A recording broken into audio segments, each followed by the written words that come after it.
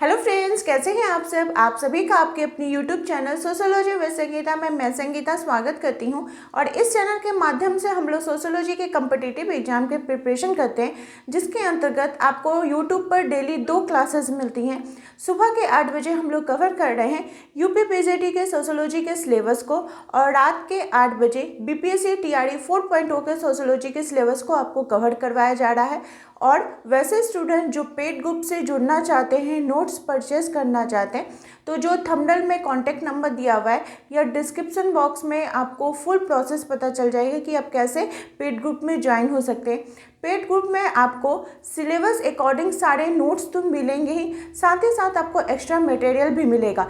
Extra material में आपको 2000 previous year के क्वेश्चन मिलेंगे, 200 जैसे सोशियोलॉजी के कीवर्ड्स मिलेंगे, जो कि मैं यूपी पीजीटी या फिर जो विभिन्न एग्जाम हैं उसमें से आप लोगों के लिए स्पेशल वो कीवर्ड्स बनाई हुई हूँ। आपको 2000 प्लस जैसे सोशियोलॉजी के वन लाइनर फॉर्म में आपको एमसीक्यू मिलेंगे, जो कि वन लाइनर फॉर्म में रहेगा। आपका वो शॉर्ट नोट के हिसाब से रहेगा। आपको सोशियोलॉजी के 10 प्रैक्टिस सेट मिलेंगे, ताकि आप जब जो नोट्स है उसको पढ़ने के बाद आप वहाँ पे प्रैक्टिस लगा सकते हैं। और उसके बाद आपको सोशियोलॉजी का इम्पॉर्टेंट कथन, बुक्स और ऑथर्स के नेम, एनसीईआरटी, आपको चैप्टर वाइज एमसीक्यू मिलेगा, क्लास 11 का, क्लास 12 का। और टेलीग्राम का लिंक भी पेड ग्रुप के स्टूडेंट के लिए फ्री ऑफ कॉस्ट रहेगा।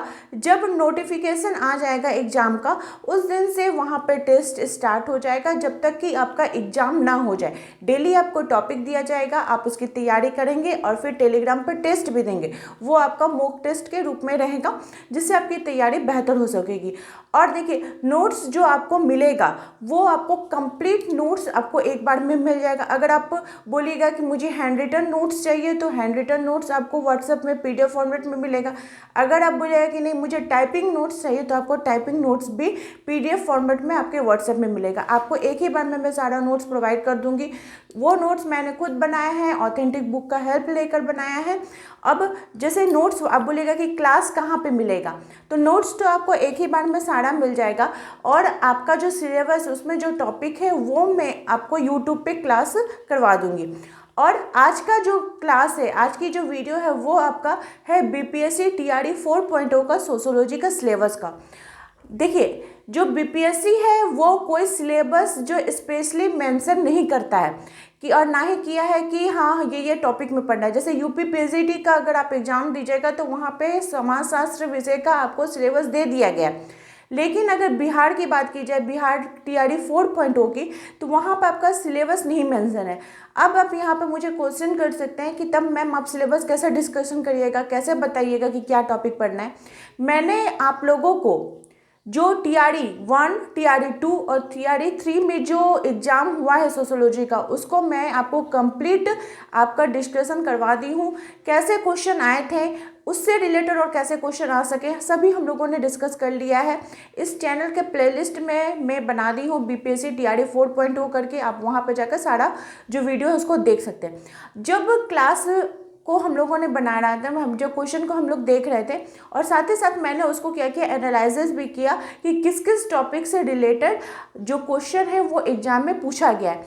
तो ये जो सिलेबस आपको मैं बता रही हूँ, ये एक संभावित सिलेबस है, जो कि आपके आने वाले एग्जाम के लिए आपकी तैयारी को बेहतर बनाएगा। आपको एक हेल्प मिल जाएगा कि हाँ इस टॉपिक से रिलेटेड हमको पढ़ना होगा। और साथ ही साथ आपको ये चीज़ का भी हेल्प करेगा कि समाजशास्त्र विषय के अंतर्गत हमें कौन कौन से टॉपिक को पढ़ना पड़ेगा, जो कि अन्य एग्जाम के, सिर्फ बिहार के एग्जाम या यूपी पीजीटी के एग्जाम के लिए नहीं।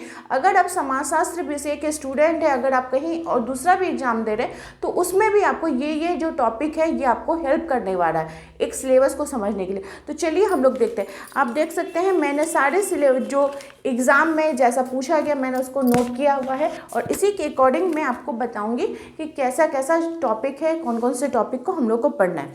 तो अगर बात की जाए, मैं पहले संभावित सिलेबस हम लोग डिस्कस कर रहे हैं, तो जब क्वेश्चन को देखा गया तो पता चला जो पहला आपको पूछा जा रहा है वो है समाजशास्त्र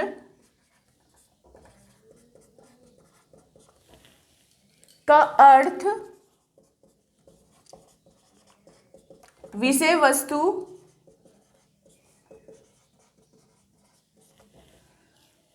इसकी उत्पत्ति, इसका विकास,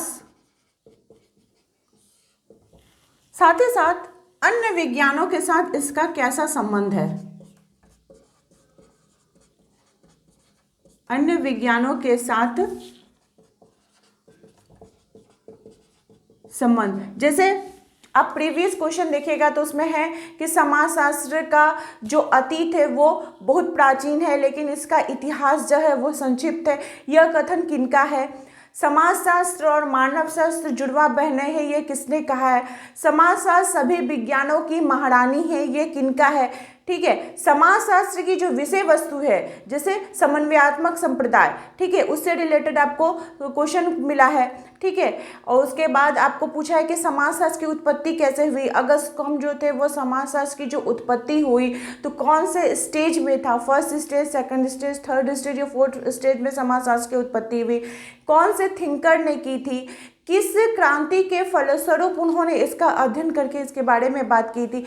तो ये सभी चीज़ें आपको इस टॉपिक में समाजशास्त्र का अर्थ, आपको अर्थ पूछा है कि समाजशास्त्र जो है ये कितने भाषा, किसने कहा है कि समाजशास्त्र जो है ये 2 भाषाओं की अवैध संतान है। तो इस प्रकार के क्वेश्चन जो है आपको समाजशास्त्र का अर्थ, विषय वस्तु, उत्पत्ति, विकास, अन्य विज्ञानों के साथ संबंध के संदर्भ में पड़ेगा। जब आप अन्य विज्ञानों के साथ संबंध में पढ़िएगा तो समाजशास्त्र और इतिहास का संबंध, समाजशास्त्र और भूगोल का संबंध, अर्थशास्त्र के साथ इसका क्या संबंध है, ठीक है, और फिर आपका मानव विज्ञान के साथ क्या संबंध है, अपराध शास्त्र के साथ क्या संबंध है, इन सभी चीज़ों को इस टॉपिक के अंतर्गत पढ़ना होगा। नेक्स्ट जो है बहुत ही इम्पॉर्टेंट है वो है विचारक। ठीक है, अब विचारक के अंतर्गत आप देखिएगा जो सिलेबस मेंशन किया गया है या फिर आप एनसीईआरटी का भी बुक देखिए तो उसमें आपको 2 प्रकार के विचारक देखने को मिलेंगे। पहला है भारतीय विचारक, समाजशास्त्र के भारतीय विचारक, दूसरा है पाश्चात्य विचारक। अब भारतीय विचारक जो है इसके अंतर्गत आपको पढ़ना होगा जीएस घुरिये को, एमएन श्रीनिवास को, ल्यूस ड्यूमा को, इरावती कर्वे को कि भारत में जो नातेदारी व्यवस्था है वो किसने अध्ययन किया, ल्यूस ड्यूमा आ जाएंगी। उसके बाद अन्य थिंकर में जैसे संस्कृतिकरण पढ़िएगा तो एमएन श्रीनिवास आ जाएंगे, बीआर अंबेडकर आ जाएंगे। उसके बाद आपके महात्मा गांधी जी का थ्योरी आ जाएगा, उससे रिलेटेड भी क्वेश्चन आपको देखने को मिला है। साथ ही साथ आपका डेविड हार्डीमैन, माल्थस का जनसंख्या का संबंधी जो सिद्धांत है उससे आपको देखने को मिलेगा। आंद्रे बेते जी आ जाएंगे। तो ये सब किसके? राधा कमल मुखर्जी आ जाएंगे। तो ये सब भारतीय विचारक हो जाएंगे। उन्होंने कौन कौन सी पुस्तकों की रचना की है, उनका कौन सा सिद्धांत है, सब हम लोग डिटेल्स में देंगे। देखिए, अगर मैं ये सिलेबस की बात करूँ तो इसी बोर्ड पर मैं सारा सिलेबस आपको लिख के दे सकती हूँ कि ये टॉपिक पे आएगा। आपको लगेगा कि वो इतना छोटा सा सिलेबस है, लेकिन जब हम उसका डीपली अध्ययन करेंगे तो उसके अंतर्गत हमें बहुत सारे ऐसे थ्योरीज, ऐसे थिंकर्स मिलेंगे। आप सिर्फ जनसंख्या वाला टॉपिक पढ़िएगा तो आपको बहुत सारे थिंकर मिल जाएंगे। अब धर्म से रिलेटेड पढ़िएगा तो धर्म से रिलेटेड आपको बहुत सारे थिंकर मिल जाएंगे कि कौन से थिंकर ने कौन सा सिद्धांत को दिया है। तो उसको डीपली हम लोग को अध्ययन करना होगा, क्योंकि वैसे ही क्वेश्चन आपको पूछे जाते हैं। अब बात है कि जब आप पेड ग्रुप से ज्वाइन हुइएगा, जब आपको नोट्स मिलेगा, नोट्स में तो मेरा सारा कंप्लीट बनाया हुआ है, तो आपको वो एक बार में मिल गया, आप उसको पढ़े। ठीक है, जो चीज़ समझ में नहीं आपने मुझे कमेंट करके बताया, या फिर यूट्यूब पे जो क्लास हुआ है आप उसको सुनने के बाद नोट्स से उसको पढ़िएगा तो आपको वो ईजिली वे में सारा चीज़ ही समझ में आ जाएगा। उसके बाद पाश्चात्य थिंकर की बात करें तो पाश्चात्य थिंकर में आपके Emmanuel Durkheim, Karl Marx, Durkheim आ जाएंगे, कार्ल मार्क्स आ जाएंगे, अगस्त कॉम्ट आ जाएंगे, मैक्स वेबर से तो टीआरई 3 में बहुत ज़्यादा ही क्वेश्चन इनसे पूछे गए थे। मैक्स वेबर से ये सब thinker, Radcliffe Brown, Anthony Giddens, Herbert Marr, Malinowski का कुलाबिनिमी का जो सिद्धांत था उनसे, हर्बर्ट स्पेंसर का, ठीक है, उसके बाद आपका पार्सन्स, इन सभी रिलेटेड, आर के मर्टन, जब आप प्रकार्य का पढ़ेंगे तो आर के मर्टन, संदर्भ समूह का पढ़ेंगे तो आपको मर्टन की थ्योरी को आपको पढ़ना होगा। ठीक है, जब समूह से रिलेटेड सारे क्वेश्चन आएंगे तो आप समझ सकते हैं कि सिर्फ चार ही थिंकर का अगर लिख देंगे, बोलेंगे कि ये चार ही थिंकर पढ़िए, तो वैसा नहीं। आपको इनसे रिलेटेड बहुत सारे पाश्चात्य थिंकर है जो कि सिलेबस में आपको पूछा गया है, आपके एग्जाम में पूछा गया, उन सभी से आपको देखना होगा। फिर अगर बात की जाए अन्य थ्योरी के संदर्भ में, जैसे अन्य जो थ्योरी हैं, दूसरे थ्योरी, जैसे प्रतीकात्मक अंतःक्रियावाद, प्रतीकात्मक अंतःक्रियावाद, प्रतीकात्मक अंतःक्रियावाद के अंतर्गत आपको हर्बर्ट मीड, ब्लूमर, गॉफमैन, इनकी थ्योरी को आपको पढ़ना होगा। उसके बाद प्रघटना शास्त्री विचारक के अंतर्गत, प्रघटना शास्त्री विचारक के अंतर्गत आपको अल्फ्रेड सुस की थ्योरी को पढ़ना होगा। आप समझ सकते हैं कि आपको सोशियोलॉजी के अंतर्गत कितने थिंकर पढ़ना होगा। और आप बोलिएगा कि नहीं अभी थ्योरी पढ़ने का समय नहीं है, सिर्फ शॉर्ट नोट्स से हो जाएंगे, तो वैसा नहीं होगा। जब तक आप थ्योरी को नहीं समझिएगा, पूरा उनका क्या वो बोलना चाहते हैं वो चीज़ को नहीं समझिएगा, तो आप कैसे इस क्वेश्चन को आंसर लगाइएगा। ठीक है, जैसे आप मान लीजिए इमाल दुर्खिम की थ्योरी को पढ़ रहे, उन्होंने कौन कौन से सिद्धांत दिए, श्रम विभाजन का सिद्धांत, रूमी का सिद्धांत, ठीक है, इन सभी चीज़ों को आप जब तक नहीं पढ़िएगा, आप कैसे लगाइएगा कि आपको पूछ दे क्वेश्चन कि एनोमी का सिद्धांत किसका है, तो दुर्खिम पट्टी पर आप कैसे लगाइएगा, नहीं लगा पाइएगा। तो इन सभी चीज़ों को पढ़ना होगा। फिर अन्य भी विचारक इसके अंतर्गत आएंगे। नेक्स्ट अगर सिलेबस की बात की जाए तो आपका सामाजिक संस्थाएं आ जाएगी। कौन कौन सा आ जाएगा? सामाजिक संस्थाएं। 4th नंबर यहाँ पे लिखती हूँ मैं, सामाजिक संस्था। सामाजिक संस्था के अंतर्गत क्या क्या आ जाएगा? तो परिवार आ जाएगा, परिवार का उत्पत्ति का सिद्धांत, मात्र सत्तात्मक परिवार, पितृ सत्तात्मक परिवार, मातुल्य, पितृश्रव्य एक आ जाएगा। विवाह का टॉपिक आपको पढ़ना होगा। विवाह के अंतर्गत हिंदू विवाह, मुस्लिम विवाह, एक विवाही, बहुपति विवाह, इस प्रकार से कौन से थिंकर ने विवाह से रिलेटेड और कौन कौन से अपने सिद्धांतों को दिया है उसको पढ़ना होगा। आपका धर्म आ जाएगा, धर्म से रिलेटेड आपको इम्पोर्टेंट जो थ्योरी है उसको देखना होगा। और मैंने जो नोट्स आपको बनाया है वो ऐसा ही बनाए हैं कि जब आप नोट्स को पढ़ लीजिएगा, पढ़ने के बाद आपको दूसरा कोई किताब या बुक पढ़ने का जरूरत नहीं है, क्योंकि नोट्स में ही आपको सारा मटेरियल मिलेगा। फिर है नातेदारी व्यवस्था, विलियम वाइजर का, इरावती कर्वे का, उनका पढ़ना होगा। जाति व्यवस्था का सिद्धांत, जाति व्यवस्था का सिद्धांत आपको पढ़ना, जाति का उत्पत्ति का सिद्धांत पढ़ना होगा। जजमानी व्यवस्था, किस देश में कौन क्या बोला जाता है, जजमानी व्यवस्था का अलग अलग नाम क्या है, ठीक है, कामीन क्या है, ये सभी चीज़ें जो है जजमानी व्यवस्था के अंतर्गत आपको पढ़नी होगी। इतना आप लोगों ने नोट कर लिया। नेक्स्ट हम लोग नोट करते हैं, हम लोगों ने क्या देखा? सामाजिक संस्थाएं। अब देखेंगे सामाजिक प्रक्रिया कौन कौन सी है। सामाजिक प्रक्रिया,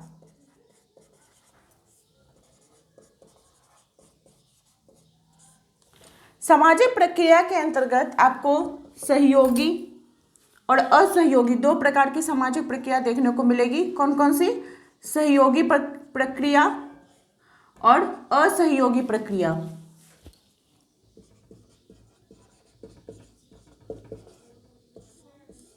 सहयोगी प्रक्रिया के अंतर्गत आपको सहयोग, व्यवस्थापन,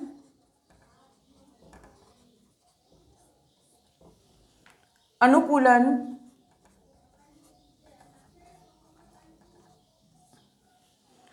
आत्मसात्मीकरण,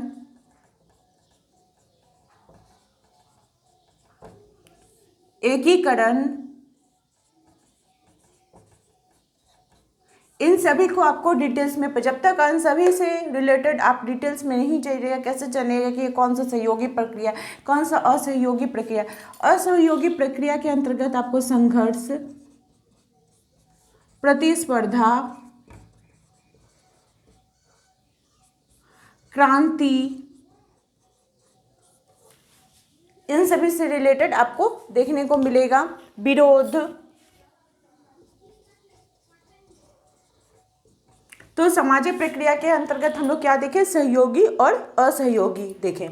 नेक्स्ट जो है वो है बुनियादी अवधारणाएं। क्या है? बुनियादी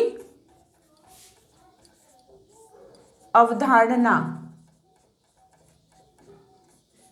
बुनियादी अवधारणा के अंतर्गत जो पढ़ना है, कौन कौन से हो जाएंगे इसके अंतर्गत? समाज,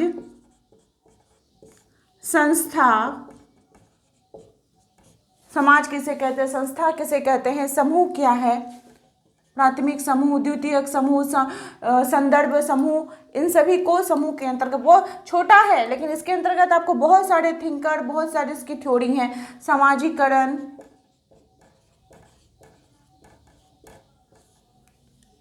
फिर आपका है स्तरीकरण, किंग्सले डेविस, विल्बर्ट मूर, इन सभी का स्तरीकरण का सिद्धांत। फिर सामाजिक प्रतिमान कौन कौन से हैं?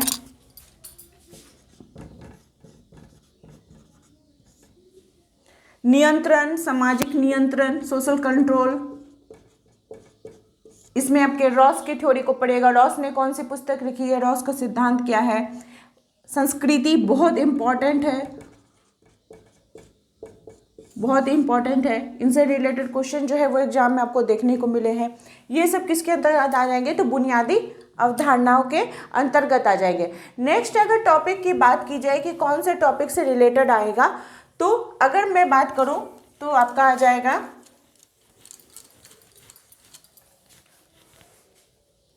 हिंदू सामाजिक संगठन। क्या आ जाएगा? हिंदू सामाजिक संगठन। हिंदू सामाजिक संगठन के अंतर्गत जो हमें पढ़ना होगा, मैं नीचे का ये मिटा देती हूं। हिंदू सामाजिक संगठन के अंतर्गत जो पढ़ना होगा वो है वर्णाश्रम व्यवस्था। मनुष्य का जो जीवन था वो पुराणों में 100 वर्ष रखा गया था। 100 वर्ष के आधार पर जो 25 वर्ष करके बांटा गया था, कौन से वर्ष में क्या है, इन सभी को पढ़ना होगा। फिर धर्म, पुरुषार्थ, उसके बाद संस्कार, धर्म, कर्म का सिद्धांत। कर्म का सिद्धांत से रिलेटेड क्वेश्चन जो है टीआरई में पूछा गया था कि कर्म का सिद्धांत किसमें वर्णन है और किसने वर्णन किया है कर्म के सिद्धांत को? भगवान श्री कृष्ण ने। तो उनका भगवत गीता में कर्म का सिद्धांत है, हिंदू सामाजिक संगठन के अंतर्गत आपको देखने को मिला था। इस टॉपिक के अंतर्गत आपको अन्य भी टॉपिक पढ़ने होंगे। अन्य टॉपिक कौन कौन से हो जाएंगे? तो महिलाएं, उनसे संबंधित समस्याएं, महिलाएं और उनसे संबंधित जो समस्याएं हैं उसको पढ़ना होगा। महिलाएं की जो समस्याएं थी, तो टाइम टू टाइम विभिन्न जो समाजशास्त्री बोलिए, जो भारतीय विचारक थे, या फिर बोलिए जो धर्म से रिलेटेड काम करते थे, जो धर्म सुधारक थे, जैसे राजा राम मोहन राय हुए, जो स्वामी विवेकानंद हुए, तो इन सबों ने कौन कौन सी संस्थाएं बनाए, कौन कौन से कार्य किए, जो है महिलाएं एवं उनकी संबंधित समस्याओं के अंतर्गत आएगा। ग्रामीण परिवर्तन,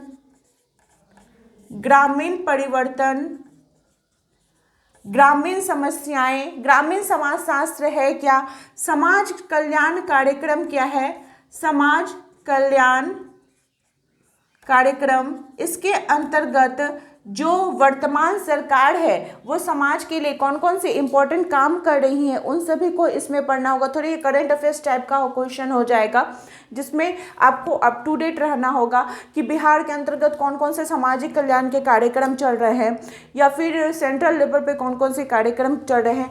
पंचायती राज व्यवस्था से क्वेश्चन पूछे गए थे, पंचायती राज व्यवस्था से, ठीक है। फिर समाज आपका अनुच्छेद से क्वेश्चन रहेगा, अनुच्छेद से आपको क्वेश्चन, अनुच्छेद 17 क्या है, पंचायती राज व्यवस्था कौन से संविधान के अंतर्गत, संशोधन के अंतर्गत आया है।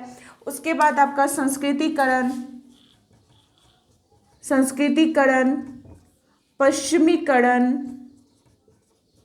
पश्चिमीकरण, लौकिकीकरण।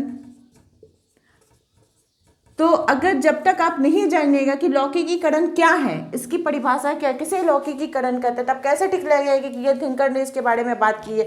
सार्वभौमिकरण क्या है, सार्वभौमिकरण हम किसको कहते हैं, ये जब तक आपको इसके बारे में जानकारी नहीं होगी आप इसको सही नहीं कर पाइएगा। ठीक है, तो ये सब आ गया हिंदू सामाजिक संगठन के अंतर्गत। नेक्स्ट जो अगर टॉपिक की बात की जाए, 8 नंबर में टॉपिक अगर आपको बताती हूँ तो वो हो जाएगा, जब हम लोग क्या पढ़ रहे हैं, हम लोग समाजशास्त्र पढ़ रहे हैं, समाज से रिलेटेड जितने भी टॉपिक है उसको कवर कर रहे हैं। तो इसके अंतर्गत आपको सामाजिक समस्याएं भी देखने को मिलेंगी। क्या देखने को मिलेंगी, सामाजिक समस्याएं भी आपको देखने को मिलेंगी। सामाजिक समस्या के अंतर्गत अब क्या क्या आ जाएगा, तो आपका गरीबी आ जाएगा। क्या आ जाएगा, गरीबी। ठीक है, मादक द्रव्य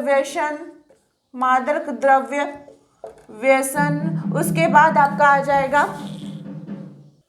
तो जैसे आपको मादक द्रव्य व्यसन देखने को मिला, वेश्यावृत्ति देखने को मिला, जनसंख्या संबंधित सिद्धांत मिले, पर्यावरण और मानव समाज, सामाजिक अनुसंधान क्या है, ये आपका एनसीईआरटी का टॉपिक तो आपको हर एक एनसीईआरटी में मिल जाएगा। सामाजिक अनुसंधान जो वो एनसीईआरटी क्लास 11 में भी है, क्लास 12 में भी है, तो आप इसको भी स्किप नहीं कर सकते, इसको भी आपको पढ़ना होगा। उसके बाद आपको पढ़ना होगा नगरीय समाजशास्त्र क्या है। ग्रामीण समाजशास्त्र पढ़े तो आपको नगरीय समाजशास्त्र भी पढ़ना होगा। क्या पढ़ना होगा, नगरीय समाजशास्त्र क्या है, इससे रिलेटेड भी क्वेश्चन पूछे गए हैं। उसके बाद आपको लिंग